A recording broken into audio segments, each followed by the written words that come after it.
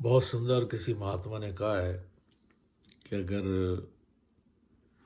1 घंटे की खुशी चाहिए तो थोड़ा नींद कर लीजिए, और अगर 1 दिन की खुशी चाहिए तो कहीं पिकनिक पर चले जाइए, और अगर 1 महीने के लिए खुशी चाहिए तो शादी कर लीजिए।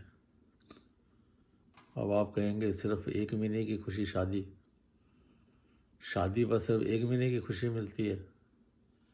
तो बतातार ऐसी मेर करे महाराज, ये गृहस्थ आश्रम है जो तो गुरुमत के अनुसार बीतता है तो बहुत आनंद में बीत जाता है, और ज़रा सा कोई मनमत हो जाए तो फिर घरों का क्या हाल होता है, पति पत्नी के कैसे फिर वो किस्से और फिर वो जोक भी बन जाते हैं। महात्माओं का ढंग है अपना अपना समझाने का कि ऐसे ही पति पत्नी आपस में लड़ रहे थे, कहते भी तेरे मेहमान ज़्यादा आते हैं, हमारा बजट ख़राब हो जाता है। पत्नी कहती है पति से, तेरे मेहमान ज़्यादा आते हैं। तो अभी मेहमानों के ऊपर लड़ाई हो रही थी, इतने में एक मेहमान और अटैची लेके आ गया दरवाजे पे।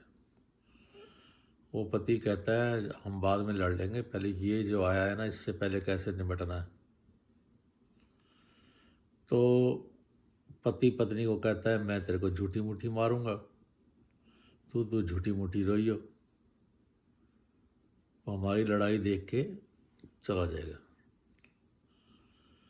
और वही पति ने झूठी मुट्ठी मारा, फिर तेरे मेहमान ज़्यादा आते हैं। पत्नी ज़ोर ज़ोर से रोई, और वह मेहमान कहता है भाई ये तो मेहमानों के पीछे ही लड़ाई हो रही है, तो यहाँ अंदर घर के अंदर जाना ठीक नहीं। वो पैर पीछे बढ़ा लेता है, वो साइड में पीछे दरवाजे के पीछे खड़ा होकर देखता है कहीं ये ड्रामा तो नहीं कर रहे।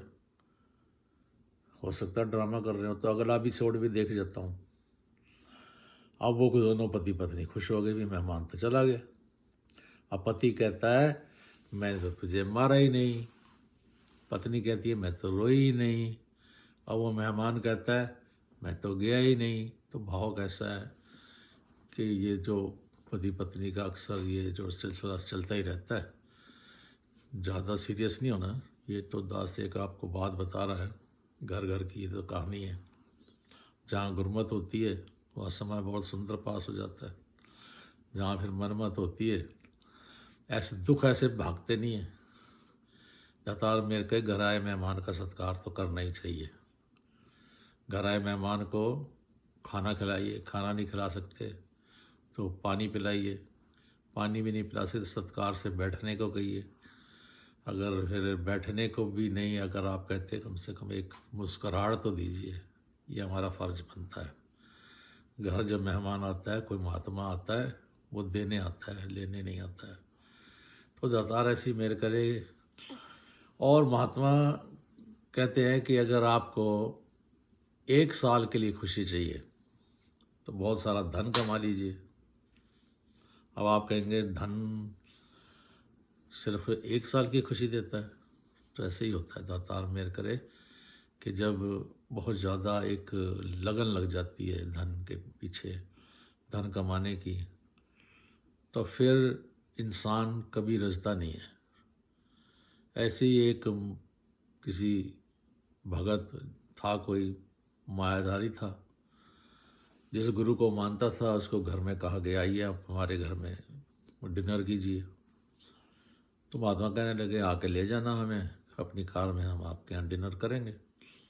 तो जब महात्मा को लिया साथ उसे सेठ ने और चल दिए घर की तरफ, पत्नी भी साथ पीछे बैठी थी। तो महात्मा ने देखा कुछ जो सेठ जी हैं वो कुछ थोड़े उदास हैं, तो कहने लगे क्या बात, बड़े आप उदास लगते हो। कहते हैं जी मेरा 5 करोड़ का नुकसान हो गया है। पीछे से पत्नी कहने लगी नहीं ये झूठ बोलते हैं, 5 करोड़ का नुकसान नहीं हुआ है, 5 करोड़ का फ़ायदा हो गया। तो महात्मा कहने लगे आप पहले तो आपका विचार ही नहीं मिलते आपस में, पता तो लगे सच्चाई क्या है। तो पत्नी कहती है महात्मा जी मैं बताती हूँ, आज से 1 साल पहले इन्होंने कहीं इन्वेस्ट किए थे, तो इनको तो उम्मीद थी कि मुझे 10 करोड़ का फ़ायदा होगा। तो 10 करोड़ का फ़ायदा नहीं हुआ, इनको 5 करोड़ का फ़ायदा हुआ। तो अब ये 5 करोड़ को रो रहे हैं, कहते हैं मेरा 5 करोड़ का नुकसान हो गया। तो भाव ऐसे ही है, जिस कर थोड़ी तिस कर चिंता, और जिस कर बहुती सो फिरे प्रमनता। जिस बेचारे के पास थोड़ी है वो तो रो ही रहा है। गरीब की समस्या है, अभी भूख लगे तो क्या खाऊं, पैसे नहीं है उसके पास। और अमीर की ये समस्या है कि पैसा होते हुए भी वो ये सोचता है अभी मैं क्या खाऊं जिससे मुझे भूख लगे, उसकी भूख ही खत्म हो जाती है। तो दातार मेहर करे। संतों महात्माओं का समझाने का एक ही तरीका था कि अगर आप हमेशा के लिए खुशी चाहते हो तो हर हाल में जीने की कला सीख लो।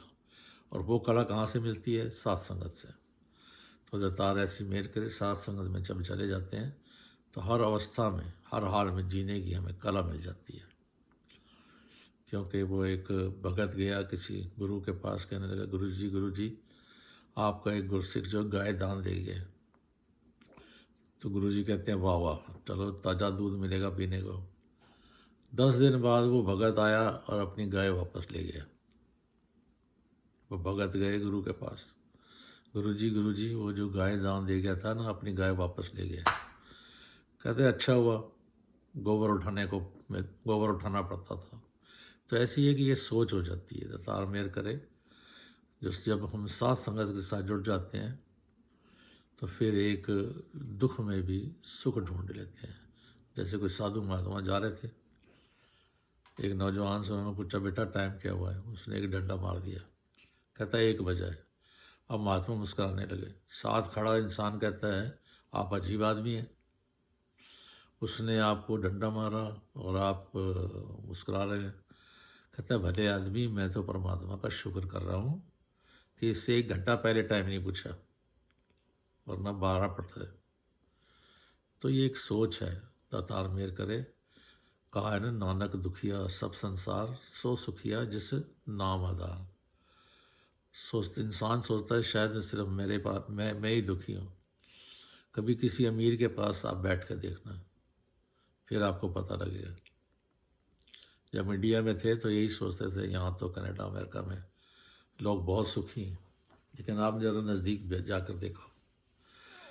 तो दातार ऐसी मेहर करे। अंत में दास एक वो छोटी सी स्टोरी किसी महात्मा ने शेयर की थी कि एक बार एक इंसान ऐसे ही गिला करता था, परमात्मा तूने मुझे कुछ नहीं दिया, सबकी तूने झोलियाँ भर दी, इतने दुख दे दिए मुझे।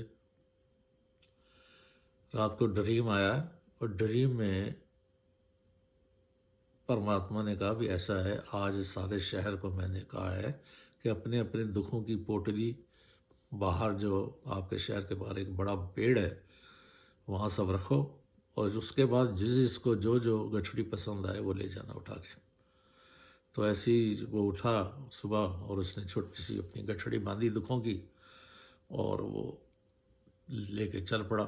वहाँ पेड़ के पास क्या देखता है कि कोई अपनी गठड़ियाँ 4-4, 5-5 लेके आ रहा है, कोई बैलगाड़ी में लेके आ रहा है, कोई टांगे में लेके आ रहा है, तो कोई ट्रक में भर के लेके आ रहा है। अब ये वहाँ देख के परेशान हो गया। बड़े बड़े कहते हैं जो बड़े बड़े जो दीसे लोग तिनको प्यापे चिंता रोग। जब इतनी बड़ी बड़ी इसने ढेर गठड़ियाँ देखी दुखों की, तो इसने अपनी गठड़ी फटाफट उठा के अपनी छाती से लगा ली, कहीं मेरी गठड़ी कोई ना उठा ले, और अपनी गठड़ी को ले गए वहाँ से वो भागा। भाव कहने का क्या है? ऐसे नहीं कहा है नानक दुखिया सब संसार, सो सुखिया जिस नाम आधार, जिसके बाद नाम का आधार है।